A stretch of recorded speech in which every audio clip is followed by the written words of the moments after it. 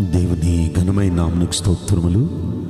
ఈ వాగ్దానం వింటున్న మీకందరికీ మన ప్రభువును ప్రియ రక్షకుడైన యేసుక్రీస్తు నామములో శుభములు, మా హృదయపూర్వకమైన వందనములు తెలియచేస్తున్నాం. ఈరోజు దేవుని వాగ్దానం ద్వితీయోపదేశకాండం 31వ అధ్యాయము 8వ వచనం.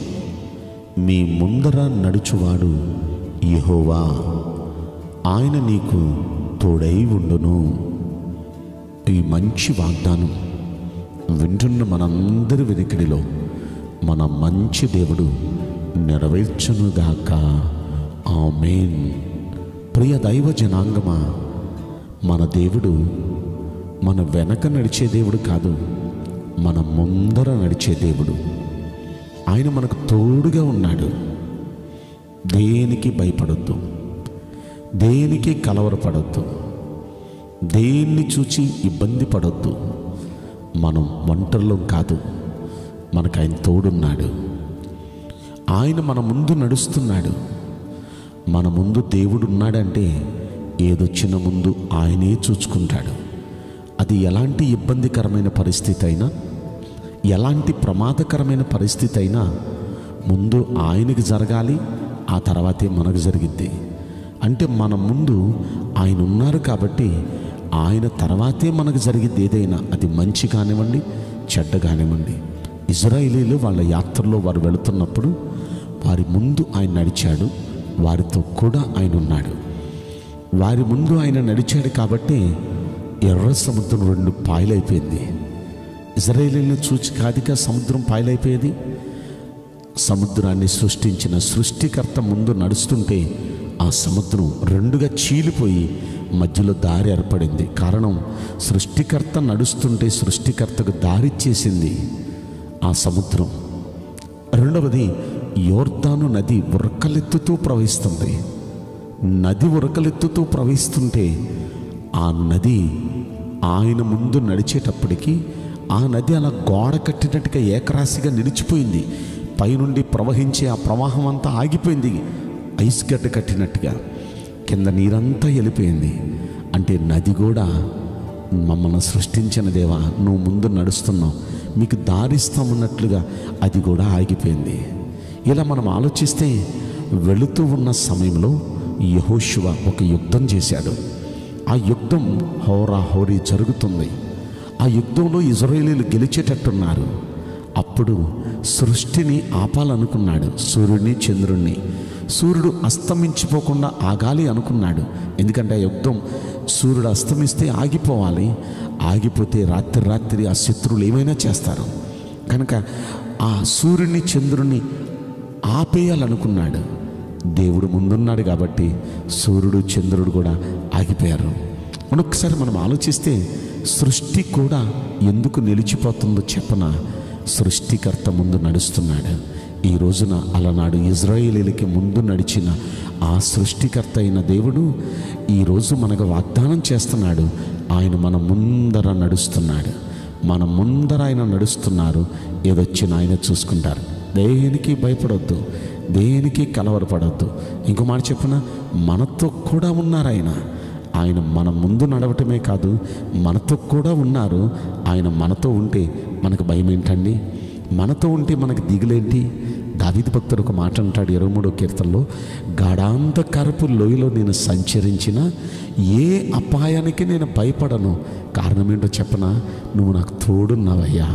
నీ దుడ్డు కర్ర, నీ దండం నన్ను ఆదరిస్తుందయ్యా. దేవుడు తనతో కూడా ఉన్నాడనే ధైర్యం ఎంత బాగుందో చూడండి. గాఢాంధకారం అలుముకున్న అలాంటి గాఢాంధకారపు లోయల్లో నుండి వెళుతున్నా దేనికి భయపడినట్టున్నాడు, ఏ అపాయానికి భయపడినట్టున్నాడు. ఎందుకంటే దేవుడు తోడుగా ఉంటే ఏదొచ్చినా ఆయనే చూసుకుంటాడు. ఇంకా 46వ కీర్తనలో కౌరవ కుమారులు అంటారు, దేవుడు మనకు ఆశ్రయంగా దుర్గంగా ఉన్నాడు, ఆపత్కాలములో ఆయన నమ్ముకోదగిన సహాయకుడు. కావున భూమి మార్పు నొందొచ్చు, నడి సముద్రాల పర్వతాలు మునగొచ్చు, వాటి జలములు ఘోషిస్తూ నురుగు కట్టొచ్చు, ఆ పొంగునకు పర్వతాలే కదిలిపోవచ్చు, కానీ మేము భయపడం అంటున్నారు. అబ్బా, ఇంత ధైర్యం మీకు ఏంటయ్యా? ఎవరిని చూసుకొని అంటే కింద 7వ వచనంలో అంటాడు, సైన్యములకు అధిపతియగు యెహోవా మాకు తోడుగా ఉన్నారు అంటాడు. అంటే వారి ధైర్యం ఏంటంటే దేవుడు వారికి తోడుగా, సైన్యములకు అధిపతి యెహోవా వారికి తోడుగా ఉన్నారు. అది వారి ధైర్యం. ఈరోజు ఇశ్రాయేలుకు ముందు నడిచిన దేవుడు మన ముందు నడుస్తున్నారు. దావీదుకు తోడుగా ఉన్న దేవుడు మనకు తోడుగా ఉంటున్నారు. కోరహు కుమారులకు తోడుగా ఉన్న దేవుడు మనకు తోడుగా ఉంటున్నారు. ఆయన తోడుగా ఉండగా ఎందుకు మనం భయపడాలి? ఆయన మన ముందర నడుస్తూ ఉండగా ఎందుకు మనం కలవరపడాలి? ఏదైనా చూసుకునేవాడు ఆయనే. ఆయన ఉండగా మనకేది మన మీదకి రానివ్వడు, అన్నీ ఆయన చూసుకుంటాడు. అయితే మనం చేయాల్సిన పని ఏంటి? ఈ 31వ అధ్యాయంలో 5వ వచనంలో అంటాడు, నేను మీకు ఆజ్ఞాపించిన దాని అంతటిని బట్టి మీరు చేయాలి. అంటే నేనేమేం చెప్తున్నానో నేను చెప్పిన నా ఆజ్ఞల ప్రకారం మీరు చేయాలి, నా వాక్య ప్రకారం చేయాలి. ఈ రోజున దేవుని సన్నిధికి వెళ్ళి దేవుని వాక్యాలు వింటున్నాం. వాక్యాలు మనం నచ్చుతున్నాయి, మనకి నా కోసమే దేవుడు మాట్లాడాడు అని కూడా మనం అంటున్నాం. కానీ ఆ వాక్య ప్రకారం మనం చేస్తున్నామా? అనేక సార్లు వాక్యం వినేవారిగా ఉండి వాక్య ప్రకారం ప్రవర్తించకపోతే అది వ్యర్థమండి, అది వ్యర్థం. కనుక కేవలం వినువారు మాత్రమే ఉండి మిమ్మల్ని మీరు మోసపుచ్చుకోవద్దు అంటున్నాడు యాకోబు పత్రికలో. వాక్య ప్రకారం ప్రవర్తించండి అంటున్నాడు. కనుక వాక్య ప్రకారం ప్రవర్తిస్తేనే ధన్యులమవుతాం. వాక్య ప్రకారం ప్రవర్తించే వారికి ముందు ఆయన నడుస్తారు, వారితో కూడా ఆయన ఉంటారు.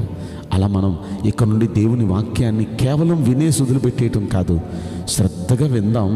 విన్న వాక్యాన్ని అనుసరించి మనం నడుద్దాం. అలా నడిస్తే ఖచ్చితంగా మన దేవుడు మన ముందు నడుస్తాడు. మనతో కూడా ఉంటారు. అద్భుతమైన విజయాలు ఇస్తారు, మన సమస్యలన్నీ తీరుస్తారు. ఇలా మన అందరి జీవితాల్లో మనం చేసి పొందుదామా? నేను మీకోసం ప్రార్థన చేస్తాను. పరిశుద్ధుడా, ప్రేమగల యేసురాజా, మీ పరిశుద్ధ బంగారు పవిత్రమైన నామమునకు నిండు మనసుతో కోట్ల కొలదిగా స్తుతులు స్తోత్రములు వందనాలు చెల్లిస్తున్నాం. ఈ వాగ్దానం వింటున్న ప్రియుల జీవితంలో దయచేసి ఈ వాగ్దానం నెరవేర్చి కృప చూపించండి.